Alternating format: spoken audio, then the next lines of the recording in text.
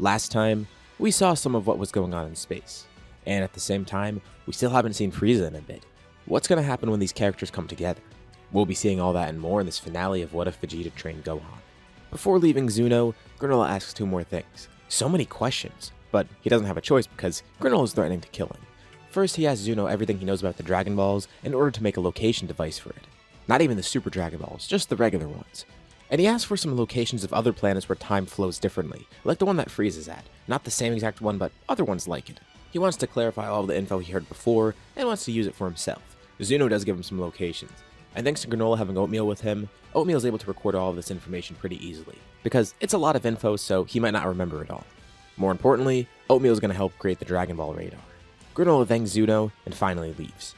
So why do he ask for the regular Dragon Balls and not the Super Dragon Balls? Well, it's just going to make life a lot easier for him. He has a much better idea that doesn't require Super Dragon Balls, especially because Super Dragon Balls might catch the attention of the gods. With all the info from the Dragon Balls, he is able to craft his own radar. And there are a few locations in mind for where he should go, but it just so happens that Earth has its own set of Dragon Balls, the same place where those Saiyans are, and they're not there at the moment. Well, besides Gohan. Granola could have gone to Namek, but he'd have to fight the Namekians, which he doesn't really want to. Those Dragon Balls are guarded, and the Namekians are pacifists. On Earth, it just seems like they're randomly scattered about. There is a Namekian deity there, but he's not solely protecting the Dragon Balls. Plus, he has to go to Earth anyways because of the Saiyans. He could have even just stolen his own Dragon Ball radar at Capsule Corp or something, but he doesn't know about all that stuff. Although, strangely enough, he has to go there anyways because some of the Dragon Balls are already there. But he's able to summon Shenron and makes his wish. And there's a reason he went for a different dragon and not Taranbo. He was worried that doing this with Taranbo might counteract his wish. But this new dragon can give him what he wants. He wishes for immortality. At first he considers just wishing for his life to be extended, but this might be better. Immortality will be better for battle too. But this is also assuring that he will actually have an extended life, because he doesn't know if simply asking for eternal youth or something like that would work. Now he has the great power from Taranbo and the immortality from Shenron. No Super Dragon Balls needed, and now without having to worry about dying of old age, he quickly leaves Earth, going to one of those planets where time flows differently. Some months pass. Frieza finishes his training at some point and just goes back to being an emperor like normal. He's done enough training and he's content with where he is in power. As for Granola, he's training tirelessly. Back on Earth, Piccolo assumes that Frieza came to Earth somehow and used the Dragon Balls, which does really concern him. But it's strange that he's hiding. Although eventually he meets some guy named Gamma 2, who tries to kill him. This jumpstarts the events of Superhero. And Piccolo's assumption goes from that to thinking that the Red Ribbon Army somehow got the Dragon Balls, which still is really concerning, but at least it's not Frieza. So, because of that threat, and the fact that Piccolo kinda wants to handle this himself, he uses Shenron to make his own wish, wishing for more power. Thankfully, Shenron's back by now, and he has 2 wishes still. The final wish could just go to Bulma or something. Honestly, Piccolo's not really too concerned about this because now he has his own power to handle everything here. Plus, Gohan is on Earth, and he's just not getting involved right away. Piccolo wants to see what he's capable of at least. With this increase in power, Piccolo is actually able to take on both the Gammas, defeating Gamma 1 and 2 together, and eventually learning about the misunderstanding. But with this battle going on, Gohan of course is able to sense Piccolo's power, amazed at how strong he's gotten, and he arrives on the scene, which is really good because Cell Max is activated not too long later. Although, Cell Max isn't really going to do anything, especially because Gohan's already there and way stronger than normal. So, the big points of Superhero still happen, except there's a couple changes. Pan's never kidnapped, Gamma 2 actually gets to survive here, and the whole thing goes a lot smoother because of how strong Gohan is and the fact that Piccolo's able to do a lot of the work himself too. Gohan does tell Piccolo he should have gotten him involved, but Piccolo wanted to pull his own weight for once. Plus, with this great power increase, it did seem pretty worthwhile. Although he does wonder what the Red Ribbon Army used the Dragon Balls for, and he asks Dr. Hedo after the fact. Hedo says they never got the Dragon Balls actually. Alright, Piccolo's back to being worried now. Unless Magenta did something unknown with the Dragon Balls, that means he doesn't know what happened with them or who used them. He probably should have asked Dende or even just asked Shenron. Dende did try to see what was happening with the wish, so he actually does have a little bit of info. He was watching from the lookout and he only saw it the very last second. Dende honestly didn't think anything of it. But whoever got the Dragon Balls played it off really smoothly. He actually did have to take some of them from Capsule Corp because some were there, but thankfully Granola's great as a thief. Bulma also had some footage to work off of and has been trying to track down the thief, but it still led to nothing so far. He apologizes for not telling Piccolo sooner because he assumed he noticed, and Piccolo apologizes too, because whoever this is somehow knew about Shenron, and knew to conceal himself too. Now, it's not like Piccolo was just being irresponsible here. He still did assume it was a threat, he just thought it was related to Frieza somehow. And it's not like Piccolo's been sitting around doing nothing either. He's been preparing. Gohan is known too, and he's also been preparing. They thought some threat was coming their way, but they should have just clarified, instead of just immediately assuming it was related to Frieza. It's not like they could have figured out what the wish was anyways, but he could have asked Shenron recently. But Gohan says he's not too concerned. And Piccolo shouldn't beat himself up about it either. It's not incompetence, they just didn't do their due diligence. And besides, whatever threat comes their way, they're prepared.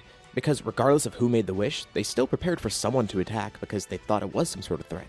And look how easily they handled the Red Ribbon Army, which was a completely unknown threat at the time. Well, they knew about the army, but they didn't know they were still around. They get their answer soon enough, though. A few weeks after this battle, Granola descends upon Earth. He knows that Gohan's the strongest person out there, at least from what he heard from Zuno before. Meaning he also might be the biggest threat. And now he's confident in his power. He could finish this. If he could defeat Gohan, he could surely defeat Frieza too. Besides, Gohan's a Saiyan and there are other Saiyans here as well. He knows Gohan's only half Saiyan. Whether or not he's like the other Saiyans, Granola's not really too sure. Granola assumes he is though. And besides, the other two Saiyans are some of his targets. Piccolo and Gohan are training together. A sniper shot comes out of nowhere, and they're able to dodge really quickly. Piccolo hates being sneak attacked. It's just like what Gamma 2 did a few weeks back. Another sniper shot comes their way, and they're easily able to pick out where it's coming from. Gohan powers up at the very last second. Both blasts were launched directly at him. Neither were directed at Piccolo. They launch over to the general direction where the blast came from, and they're eventually able to find Granola. Now, Granola hesitates to attack for a second. First of all, because the two found him immediately. Not that he wasn't prepared for that, but there's Piccolo there. He can clearly see this guy's a Namekian. Is this guy the Guardian of Earth and the creator of the Dragon Balls? Well, technically, yes, he was the former one, but Granola doesn't say any of this, and he doesn't know any of that. Plus, there's the fact that Namekian's here regardless. Shouldn't they be pacifist? Why is he about to fight? He noticed this before when he tried to snipe Gohan. Before they fight, Piccolo wants to clarify something. Is this guy working for Frieza? And what did he wish for? Now, it's a long shot to ask that second question, but that first one actually does get an answer from Granola. Why would he be working with Frieza? He wants to kill Frieza. To ask that question, these two must be working under Frieza. He immediately tries to fight again, and Piccolo tries to stop it because this seems like a misunderstanding. Gohan can recognize that too, and they try talking to Granola, but he doesn't believe them. Plus, on top of that, Gohan is his target, the strongest in the universe, and a Saiyan. At least the former strongest. With all the training Granola's got, he feels like he has more than enough power now. Now, it's not like he got all the years of training Frieza got, but still, he got a couple extra years in there. Although, Gohan and Piccolo were preparing in the meantime as well. And even with all the preparations Granola made, he couldn't account for the great potential Gohan has. Same for Piccolo too. Not to mention, he took shortcuts with his power. Now of course, Piccolo did make a wish himself too with the Dragon Balls. But Granola was basically cheating his way to the top and still hasn't used this in actual combat yet. He's trained, a lot actually, and he has grown significantly, but he hasn't had any real experience with this type of power in battle. Gohan even comments on this. He doesn't know who this guy is, but if he arrived here a few months ago, with this type of power he might have won. But Gohan's grown significantly in the past few months. Although he's still confused. This guy's going after them because he thinks they're working with Frieza. And Gohan notices something weird in the battle too. Whenever they injure Granola, he regenerates pretty much immediately. And it's not any normal regeneration. It's like attacks just don't affect him. It reminds him of Zamasu actually. And now he sees what this guy wished for. He wished for immortality, didn't he? But why? Well, that means the normal attacks clearly aren't going to work. So they try to restrain Granola. Gohan tackles him, and with all his might, he tries to hold Granola still. And Piccolo wants to get through to him again. Why are they fighting? This guy clearly is misunderstanding something. They don't work for Frieza. If he thinks they're threats, they're not. They're not going after Granola. They don't even know who he is. And this is kind of hard for Granola to believe. He's been blinded by this hatred for so long, especially because he devoted himself so much over the past few months. He kind of reaffirmed this idea that he needed to kill Gohan, with him being the strongest mortal and also part Saiyan. Plus the other Saiyans on Earth, wherever they are. But Granola's still convinced this isn't going to be enough. And since Granola briefly mentioned it, Gohan does bring up something. He's not a Saiyan. He's an Earthling. Yes, technically by blood he is half Saiyan, but that's not his identity.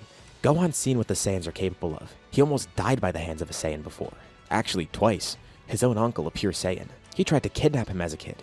And he avoids saying Vegeta's name not to throw him under the bus, but two other Saiyans also showed up to Earth and tried to kill him before too. He fought against them. He also fought Frieza on Namek. Not to mention, he killed Frieza before too. He actually came back to life a few years ago. Gohan killed him and then he came back again.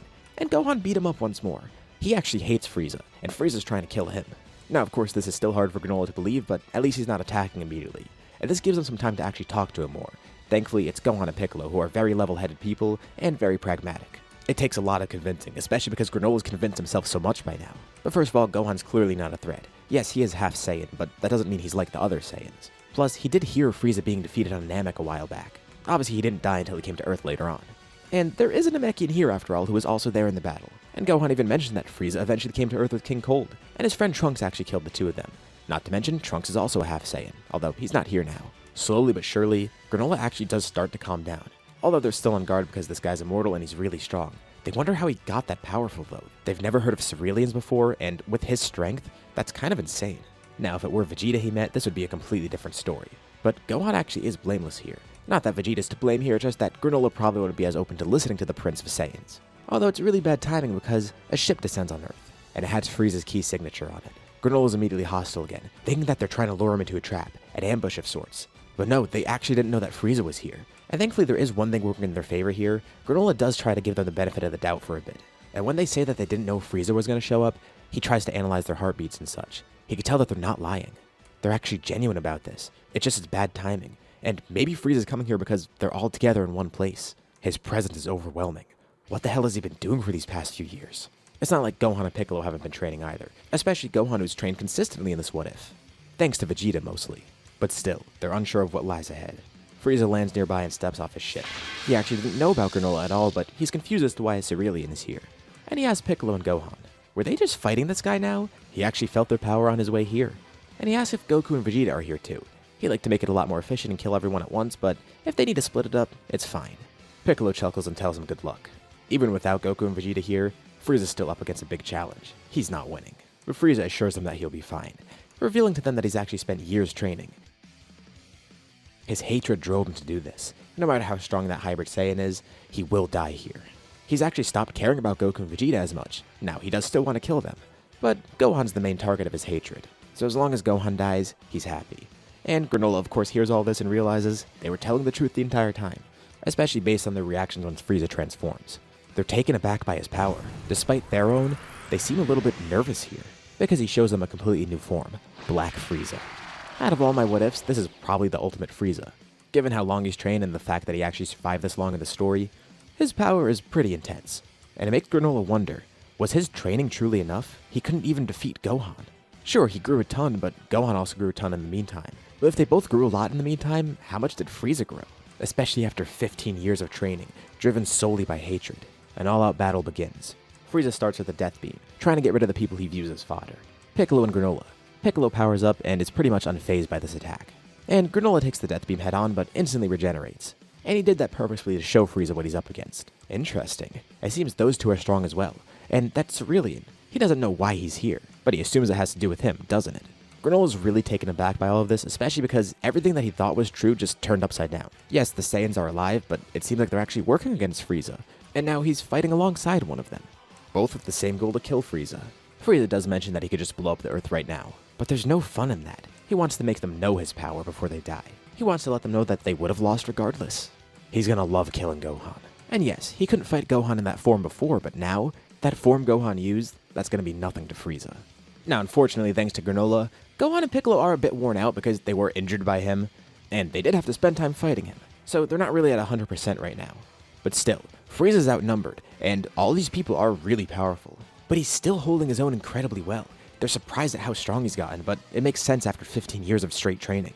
But then they sense the presence of 3 other people appear. Goku teleports in, with Vegeta and with Broly. Broly's actually not going to get involved in this fight, but Goku tells him to watch closely. Now, Granola is really distracted by this, seeing 2 Saiyans appear here, especially with one of them being the Prince of Saiyans. So for a brief moment, his mind wanders, and Frieza takes this chance to attack him. Then seeing that it does nothing, because he still doesn't realize that Granola's regeneration is because he's immortal. Goku then yells out to Gohan, asking if he can handle this, and Gohan says Goku and Vegeta can jump in. He would love to kill Frieza right away, but it's going to be a little bit tough now. Still, he's not letting Frieza get away again. This time they're going to kill him, and it's going to be done permanently. Goku activates Ultra Instinct, jumping into the fight alongside the other 3, as Vegeta goes into Ultra Ego, also fighting at the same time. Now it's a 5v1, although Goku and Vegeta are actually the weakest here, but they're not weak by any means, just the weakest out of this specific group. Although they're not really going to be doing much against Black Frieza, especially with how much he's trained here.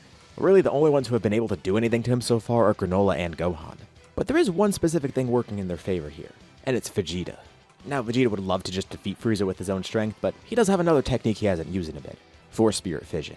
He's able to hit Frieza with a few attacks and not really do a lot of damage, but just enough to take a little bit of energy from him, giving it to Gohan. And he continues doing this, significantly weakening Frieza in the process. Even though Vegeta isn't physically the strongest here, he's one of the most fearsome opponents here. Force Spirit Fission in combination with Ultra Ego, they don't realize it, but it makes him terrifying. He actually thanks Moro for this. If it wasn't for him, he wouldn't have unlocked this technique, or thought to even use it this way. If this were any other enemy, he wouldn't have used this because it feels like cheating. But he wants to make sure Frieza's dead, and by doing it this way, it can assure that Vegeta's the one to kill him, and erase him completely. He continues attacking and lending more energy to the people around them, powering them up as Frieza starts to power down. Frieza feels a sharp pain in his stomach, a combined Makanko Sabo from Gohan and Piccolo. He was too focused on Goku and Vegeta for a second, and it let them get just enough time to charge this. He feels attacks in multiple vital points from Granola. He's taking attacks from the two other strongest people who are now fully at 100% power. Now, these two alone at this point, they'd probably be enough to defeat Frieza right now. Especially because the combined beam from Gohan and Piccolo, it actually punctures right through Frieza. But Vegeta's actually the one to get the final hit on him, making sure he does this with a Hakai. And he takes great pride in this, telling Frieza to leave his planet and his student alone, launching a full-powered Hakai and Ultra Ego, erasing the weakened and injured Black Frieza. Now he's not ever going to come back. Broly watches on with tears in his eyes. That was amazing. And now he doesn't have to worry about Frieza anymore, with Goku looking back at Broly and giving him a thumbs up, hoping he enjoyed that battle. Now once again, Granola's a bit distracted and doesn't really know what to do here because all the other Saiyans that he heard about are here, including Broly, that random one that he heard about. But thanks to talking with Gohan, he learned that Goku has nothing to do with the other Saiyans. He was sent here as a baby. Now, Vegeta and Broly he knows nothing about, besides the fact that Vegeta's Prince and he probably deserves some of the blame. But at the same time, he was just healed by Vegeta actually. And he watched Vegeta erase Frieza. He really doesn't know what to think right now. But Vegeta knows what to think. He's happy. He's happy that Frieza's finally gone, and he's glad that everyone did a good job against him, especially Gohan once more. Although he does joke with Gohan a bit. He might need to train a bit more because he needed help with that. He knows Gohan's been training a lot. But still, this shows him that there's stronger people out there. People with even greater potential than Gohan maybe. Which is really concerning because of how strong Gohan is here. It's just that Frieza's also absurdly strong. Whatever the case may be, Vegeta says he's going to train Gohan again. But Goku butts in. He should be the one to train Gohan this time. Vegeta then says he's the better teacher, and the two start bickering over it. And Granola just watches on confused. That's the Prince of Saiyans? And these are the other surviving Saiyans? They seem harmless. Well, in the sense that they're not malicious. And now he sees what Gohan's been talking about. Gohan might have been molded into a great warrior by Vegeta, but he's still a good guy. And on top of that, Vegeta's been turned into a really good guy too. Granola seems to have misjudged them a lot. Weird. He would have never expected that. And this is where we end off our story.